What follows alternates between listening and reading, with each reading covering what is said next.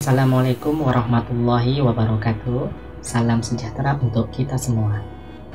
Baiklah, pada video kali ini saya akan menjelaskan tentang gerak pada tumbuhan. Nah, kenapa sih penting kita mengetahui tentang gerak pada tumbuhan? Saya Irfan Ligafor dari SMP Negeri 8 Tambang akan menjelaskan tentang gerak pada tumbuhan. Ini ada kompetensi dasar, indikator pembelajaran, dan indikator hasil belajar. Adapun tujuan dari pembelajaran ini yaitu dapat menjelaskan tentang gerak eksionom pada tumbuhan. Gerak eksionom terdiri dari gerak nasti, tropisme, dan taksis. Nah, pada gerak nasti itu adalah gerak bagian tumbuhan yang tidak dipengaruhi oleh arah datangnya rangsangan. Nah, kita bisa melihat ada seismonasti, yaitu gerak yang diakibatkan oleh adanya sentuhan. Nah, itu dia contohnya, yaitu putri malu. Kemudian iktinasti yang diakibatkan oleh tunggor dan berpengaruh terhadap cahaya matahari. Nah, bisa kita lihat itu contohnya pada daun polongan. Nah, kemudian termonasti. Nah, termonasti ini apa sih? Termonasti ini adalah gerak yang diakibatkan oleh temperatur suhu. Nah, ketika temperatur tinggi dia akan mekar. Nah, contohnya rhododendron flower. Nah, fotonasti adalah gerak yang diakibatkan oleh ada tidaknya cahaya matahari. Nah, contohnya pada bunga pukul 4 atau Mirabilis jalapa. Kemudian nasti kompleks yaitu gerak membuka dan menutupnya stomata. Nah, ini contohnya ada pada stomata daun. Nah, setelah kita mempelajari tentang nasti ini, kita akan lanjut pada gerak yang berikutnya, yaitu gerak tropisme. Nah, gerak tropisme ini dipengaruhi oleh arah datangnya rangsangan. Nah, contohnya kemotropi.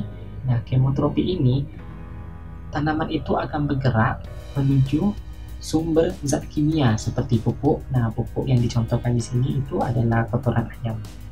Nah, itu dia ayamnya datang.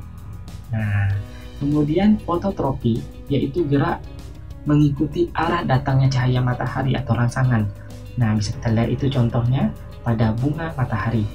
Nah, kemudian geotropi, yang ini geotropi positif, arah geraknya itu menuju inti bumi. Nah, kalau dia ke atas, maka dia akan disebut dengan geotropi negatif.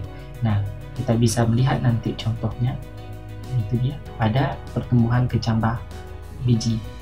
Kemudian hidrotropi, nah ini adalah arah gerak menuju sumber air.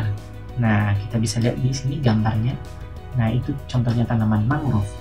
Nah, kemudian pigmotropi, nah ini munculnya sumber pada tanaman untuk mengikat dahan bagian lain untuk memperkokoh buahnya. Nah, contohnya yaitu pada buah anggur. Nah, kemudian rheotropisme yaitu gerak tanaman diakibatkan oleh pergerakan aliran air. Nah, contohnya apa? Bisa kita lihat di sini. Nah, pada eceng gondok. Nah, kemudian setelah kita mempelajari tentang tropisme, kemudian gerak berikutnya yaitu gerak taksis. Nah, gerak taksis ini terjadi akibat rangsangan dari luar.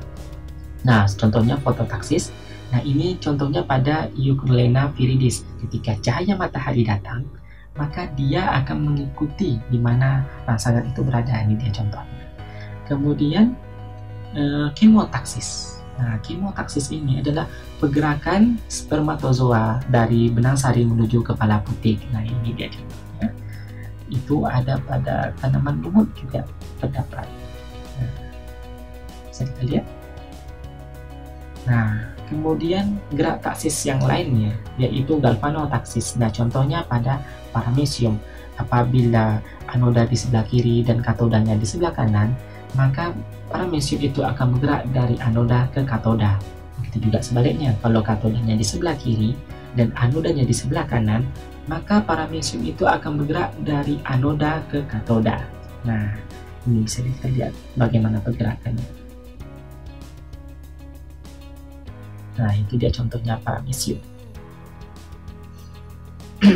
Oke. Demikian pembelajaran kita tentang gerak eksionom pada tumbuhan. Saya Irfan Ligafor, mohon maaf jika ada kesalahan dan kekurangan. Wabillahi taufiq wal hidayah. Wassalamualaikum warahmatullahi wabarakatuh.